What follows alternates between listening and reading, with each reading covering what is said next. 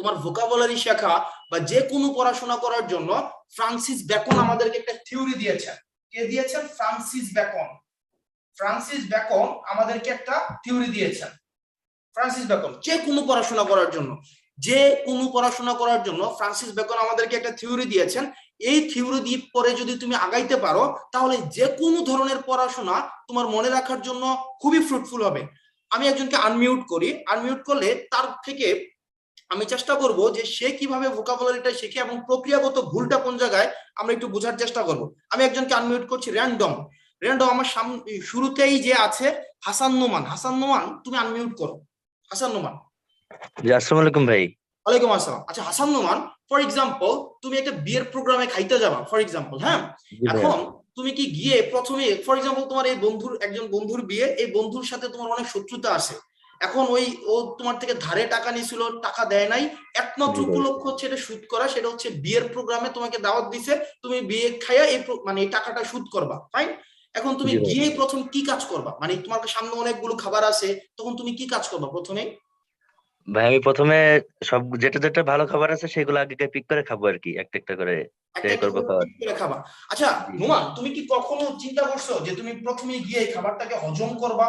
এই ধান্দা কি কখনো তোমার মাথায় ছিল কখনো আজকে পর্যন্ত কোনোদিনও? জি না, জি না। আচ্ছা তাহলে দেখো আমরা একটা খাবার কিভাবে খাই। আমরা একটা খাবার খাওয়ার জন্য দেখো প্রথমেই আমরা খাবারটাকে টেস্ট করি। কি করি? টেস্ট করি। আচ্ছা তারপরে আমরা খাবারটাকে কি করি দেখো, আমরা খাবারটাকে চিউ করি, আমরা খাবারটাকে চাবাই, রাইট? জি। 3 নাম্বার আমরা যে কাজটা করি সেটা হচ্ছে আমরা খাবারটাকে তারপর হচ্ছে গিলে ফেলি, ফাইন। জি। 4 নাম্বার যে প্রক্রিয়াটা এবং ফাইনাল যে প্রক্রিয়াটা, এই খাবারটা তারপরে কি হয়ে যায়? হজম হয়ে যায়, রাইট? জি ভাই, জি ভাই। একটা জিনিস খেয়াল করো তো, মজার বিষয়, এই আমরা কি কোনোদিনই চিন্তা করি, আমাদের কি লক্ষ্য কোনোদিন থাকে যে আমরা খাবারকে হজম করব? না ভাই, কখনো না। এবার দেখো খাবারকে কখনোই হজম করবে না। এখন ধরো তোমার এই বন্ধুর মানে প্রোগ্রামে গিয়ে যদি তুমি চিন্তা করো যে আজকে আমি খাবারটাকে হজম করব, যতগুলো খাবার আছে আজকে যত পারি আজকে হজম করে ফেলবো, খাবার কি হজম হবে নাকি বমি হয়ে যাবে? না ভাই, পসিবল না কখনো এইভাবে। বমি হয়ে যাবে, রাইট? জি জি। তাহলে দেখো ঠিক একই ভাবে যে কোনো ধরনের পড়াশোনা, মানে নট নেসেসারিলি যে ভোকাবুলারি, আমরা মুখস্থ নামে যে পড়াশোনাগুলোকে জানি, এই পড়াশোনাগুলোকে এবার আসলে ভোকাবুলারির ক্ষেত্রে কি করি। ফর এক্সাম্পল এখানে একটা শব্দ আছে, কি আছে? মোরোস। কি আছে? মোরস। মোরস। এই শব্দটাকে যখন আমরা শিখতে যাব, আমাদের প্রথম কাজ দেখো, আমরা এটাকে ফিলও করি না, কিচ্ছু করি না, আমরা প্রথম কাজটাকে মুখস্থ করি। Morse dot dot dot, Morse dot dot dot, Morse dot dot dot, Morse dot dot dot. অর্থাৎ আমরা চেষ্টা করি এটাকে হজম করার জন্য। কি করার জন্য? হজম করার জন্য। যখনই আমরা হজম করতে যাই তখনই কি হয়ে যায়?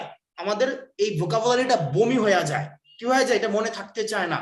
তুমি যতই ভোকাবুলারি শেখো না কেন, এভাবে যদি শুরুতেই তুমি চিন্তা করো যে তুমি খাবারটাকে ডাইজেস্ট করবা, কোনোদিনও তোমাকে মনে থাকবে না। তাইলে কি করতে হবে? প্রথমত হচ্ছে এটাকে চিনতে হবে।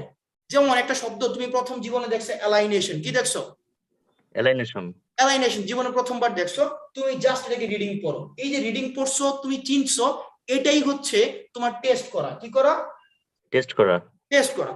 তারপরে যে প্রক্রিয়াটা, এই ভোকাবুলারিটা দিয়া তুমি পড়া শেষ, একবার 10টা ভোকাবুলারি দেখছো, তোমার শেষ, এটা নিয়ে আর মুখস্থ করার কোনো প্রয়োজন নাই।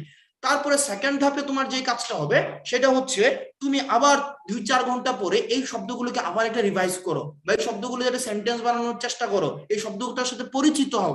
এটা হয়ে যাবে তোমার চিউ করা। কি করা? চিউ করা। চিউ করা। এরপরে এই শব্দটাকে জাস্ট রিভাইজের মধ্যে রাখো। কিসের মধ্যে রাখো? রিভাইজের মতো। 2 দিন পর, 4 দিন পর, 5 দিন পর রিভাইজ দাও, একবার একবার করে চোখ বোলাও। তাইলে এই জিনিসটা অটোমেটিক ডাইজেস্ট হয়ে যাবে। তোমার যদি শব্দটা মনে রাখার প্রয়োজন হয় তাহলে অটোমেটিক শব্দটা মনে হয়ে যাবে। বিষয়টা বুঝেছো? জি ভাই, বুঝছি। আমরা বাঙালি অনেক চালাক, আমরা কি করি? শুরুতেই ডাইজেস্ট করি, শুরুতেই ডাইজেস্ট করতে যাই এবং একসাথে অনেকগুলো ভোকাবুলারি পড়তে যাই এবং আমাদের মনে থাকে না, এবং আমাদের ভোকাবুলারি শেখার পরিবর্তে আমাদের কি হয়ে যায়? আমাদের বমি হয়ে যায়। এই কারণে এই যে ডাইজেস্ট না, এটা আমাদের কন্ট্রোলে নাই, এটা একটা অটোমেটিক প্রক্রিয়া। এটা কি?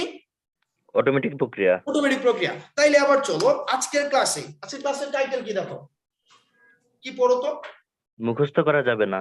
মুখস্থ করা যাবে না, এই একটা জিনিসকে তোমাকে মুখস্থ করতে হবে। আমার সাথে সাথে বলো, say no to memorization. Say no to memorization. Memorization causes cancer. Memorization causes cancer. Memorization causes cancer. Memorization causes cancer. Memorization causes cancer. Memorization causes cancer. অর্থাৎ এই ক্লাসে বা এই এডমিশন জার্নিতে বাংলা, সাধারণ জ্ঞান এবং ইংলিশ এই তিনটা পার্টের মধ্যে তোমার মেমোরাইজেশন নামে যেই আমরা শব্দটা ব্যবহার করি, এই শব্দটা আমরা ব্যবহার করব না। এই শব্দের পরিবর্তে আমরা যে শব্দটা ব্যবহার করব সেটা হচ্ছে ফ্যামিলিয়ারাইজেশন। কি শব্দটা ব্যবহার করব? খেয়াল করো, ফ্যামিলিয়ারাইজেশন। কোন শব্দটা ব্যবহার করব? ফ্যামিলিয়ারাইজেশন।